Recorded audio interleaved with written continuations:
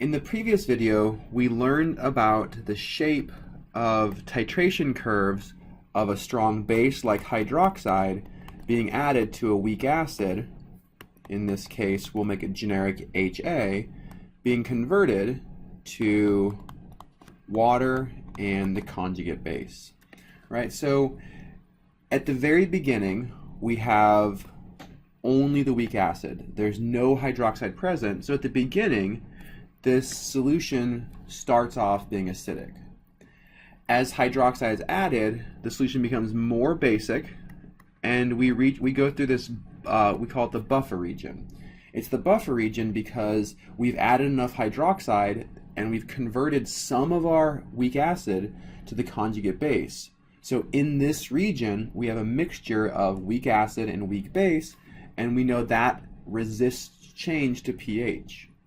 And then once we get out of our buffer region, we have a very sharp change in the pH as we go through our equivalence point. So at the equivalence point, so this is where we know the concentration or the moles of hydroxide equals the moles of our weak acid initially. So we know that this has a pH that's greater than 7 because we've created a weak base. Okay, and we said that in the buffer range, we can easily determine the pH of any point because we can use the Henderson-Hasselbalch equation instead of doing equilibrium math. So in this video, what I want to emphasize is some really important information, or really one really important fact that we can get out of titration curves. Okay, let's consider what the shape of this graph looks like when we compare hydrofluoric acid. So the white here is going to be the titration when we're titrating hydroxide into hydrofluoric acid. So this will be HF here. I'm going to sketch a blue line, and this will be the shape of the curve when we titrate it into acetic acid.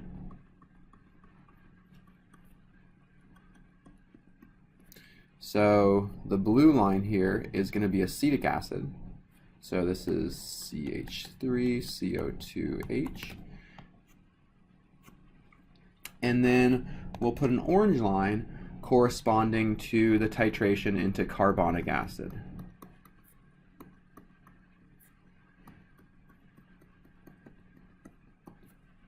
So the orange line here is carbonic acid.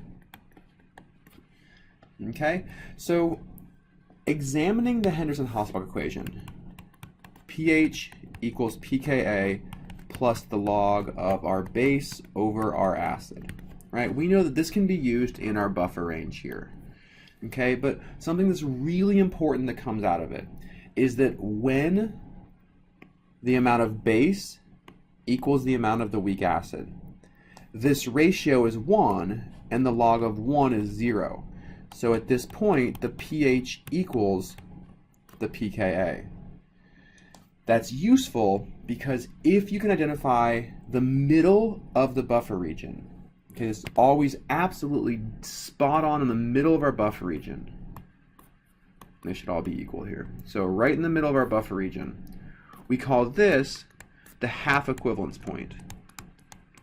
This is when exactly 50% of our acid has been converted to the conjugate base. So it's the half equivalence point because only half of it's been converted.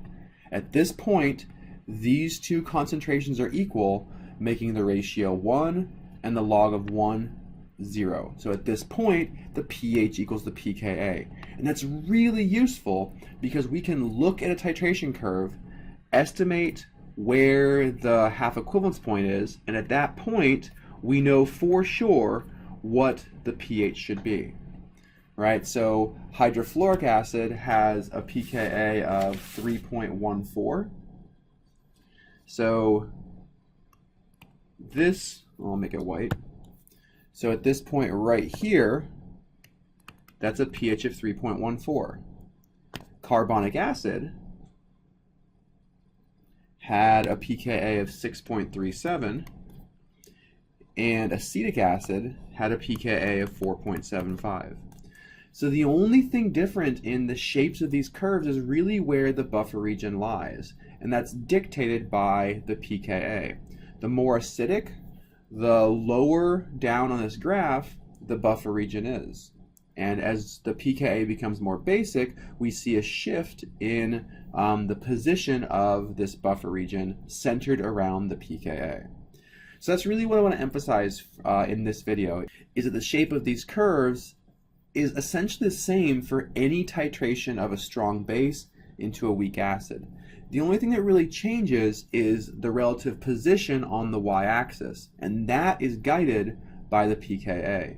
So if you look at a titration curve and estimate the half equivalence point, that's where the concentration of base equals the concentration of acid, and that's where the pH equals the pKa.